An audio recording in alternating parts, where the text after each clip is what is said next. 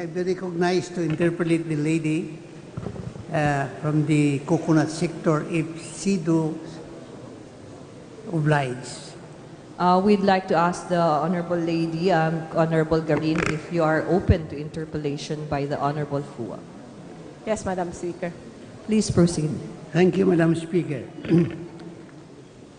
Madam Speaker, does the lady speaker know that there was a very big organization of coconut farmers several years ago, and that billions of pesos were extracted from the income of the coconut farmers? The call for, does the lady know, does the lady's call for a unity of the members of Congress to help the coconut industry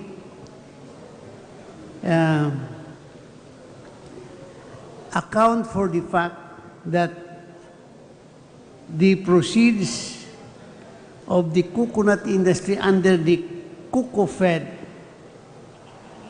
and the PCA would rather be enough incentive for the representative of the coconut industry to look into and start the ball rolling on raising funds for the benefit of the coconut farmers?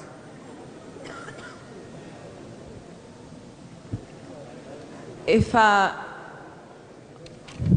position on the question is that we have to fight for the coconut, for the release or the resolution of the coconut levy. However, we do not have to stop working while we are waiting. I think our government, our present government, is capable of instituting programs and projects for the coconut industry, and I believe that if we also fight alongside for the return or the release of the coconut levy, then I think this is a win-win situation. The coconut levy funds are still under debate. It has been ruled by the Supreme Court as part of the that it should be public funds, that it should be public funds. So, but then, until now, it hasn't been resolved. It hasn't been released by the institutions that are currently managing the coconut levy funds.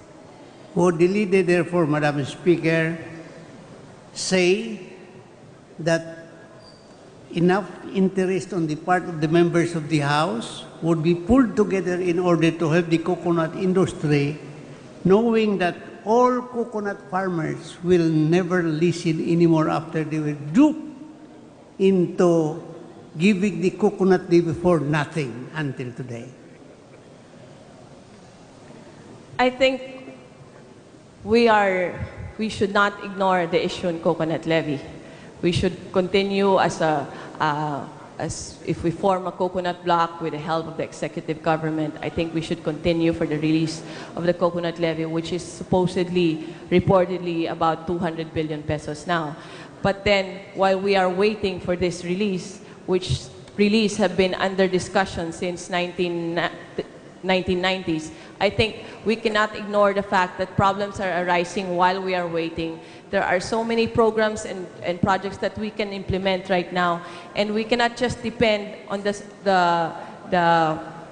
hopefully the release of the levy. And the levy might be released tomorrow, but it can also be released in 20 years' time. So, as an advocate of the coconut industry, I really believe that we can form a group and form policies and programs and support such policies and programs while we are waiting for the coconut levy. The levy is not the only solution for the coconut industry. Madam Speaker, does the leader of the coconut industry is more of an executive duty than on legislative, and that considering that there is an authority established by the government to help the coconut industry, will the gentle lady, the lady from the coconut sector, is telling us that the Philippine Coconut Authority in charge of taking care of the coconut industry has failed in its mission to help the coconut farmers? I believe it is not a mere executive act that we need. I believe that we need certain legislations, such as the law on cutting. It has to be improved. The anti-cutting of coconut trees should be revisited and revised, such law. That is a legislative act. We should revise the Charter of the Philippine Coconut Authority, which is an outdated law which was promulgated back in 1970s when the situation of coconut industry was different. We have to update the Charter of the Philippine Coconut Authority. There are so many legislative actions that we can take so we can defend and support the coconut industry. Madam Speaker, the lady should know that prohibiting the cutting of trees is more of an invasion on the right to property of a citizen, and that encouraging to plant more trees cannot be legislated. It must be implemented, because that has been the program of the Executive Department to promote the coconut industry by giving the seeds, the seedlings, and probably the fertilizers. The PCA will take care of it. Why do you think would Congress intervene in this program when what we can do might be perceived to be another legislation that not only invades the property but dupe the coconut farmers into going into a program by our legislation that ultimately will fail as it has failed in the previous years? RA 8048, which is the law that controls the cutting of coconut trees, I believe should be revisited. I am not saying that we should stop or we should continue the logging, but I think we should revisit the law since it is an outdated law. For example, it is a law that prohibits logging with exceptions, and such that the implementing arm is only the Philippine Coconut Authority, but it does not have any authority to apprehend. So I think these are technicalities of the law that should be revisited. I am not saying that we should revisit, continue, or expand the prohibition on logging. Of course, there is a program implemented by the Philippine coconut industry, that is the replanting of coconut trees and the giving of fertilizers. What else must other legislation do in order that we can help the farmers, if you consider this program of the PCA or the government as insufficient help to the coconut farmers? We have so many programs, but these programs are initiated at the Philippine Coconut Authority. And the Philippine Coconut Authority is given a budget of about 250 million pesos per year, and adding the AFMA allocation, that would be around 500 million per year. If you look at the budget of the Philippine Coconut Authority, 500 million pesos per year is merely enough for personnel expenses of the Philippine Coconut Authority, and that does not cover any replanting or fertilization, or any brontispa research and development. The present budget does not cover programs, projects, or research and development. So I think in some ways we can find ways on legislation to improve the performance of the Philippine Coconut Authority in terms of finding their own sources of funds, in which the Philippine Coconut Authority is not allowed to do business right now, although they have a lot of assets. They have 1,000 hectares of coconut lands in which they cannot have any income because it is prohibited by the charter. So I think we can update the laws that are present concerning the coconut industry, concerning the Philippine Coconut Authority, and from there on, it will trickle down to programs and projects. Madam Speaker, what if the lady should address his concern to the Department of Budget and Management for an increase in the budget of the coconut industry? Like, for example, increase the 500 million to ACPA or increase the 150 million to PCA, rather than embark on another legislation when there are sufficient laws to help the coconut farmers but unimplemented by the executive department. Would that not rather be a better solution than legislating on the matter?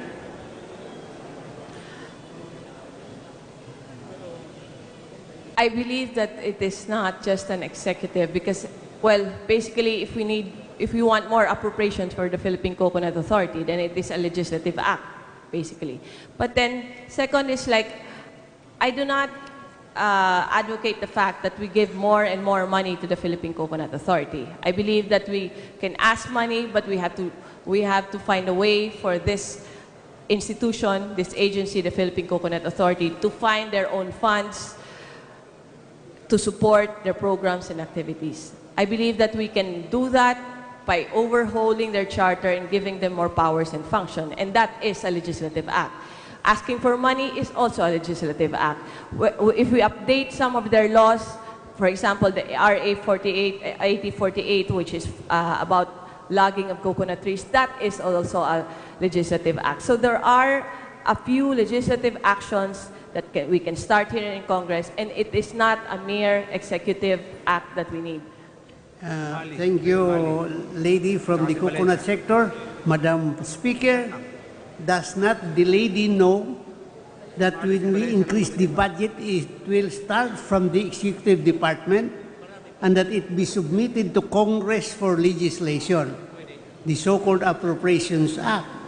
Does not the lady know that all the budget proposals by the executive department that come into Congress cannot be increased by legislation? It must start from the executive department. Would not the lady, Madam Speaker, suggest that instead of legislating on the matter, that the budgetary proposals of the executive department be asked for an increase so that the legislative can act accordingly? Thank you. That it is true that we need the support of the executive department, whether it's the Department of Budget and Management or the Department of Agriculture. But I am hoping that we will also get their support on this, and I am also hoping that when the lower house and the Senate will approve the Appropriations Act, then we can also garner support for the coconut industry by then, and we'll pass the law as a legislation. That is all for my interpellation. I am hoping that the lady will pursue his course of action by asking the Department of Budget and Management to increase the budget proposals for the coconut industry by next year. Then that is the time she will call for help from the Congress. Thank you, Madam Speaker. Thank you, Lady Representative of the Coconut Industry. Thank you, Majority Floor Leader. Majority Thank Leader. you, Madam Speaker. Madam Speaker, I move that the interpellation of the lady of the Honorable Sharon Garin of Party List AAMBIS-Owa and the corresponding interpellation be referred to the proper committee. So move, Are Madam there any Speaker. objection? The chair hearing none, the motion is approved.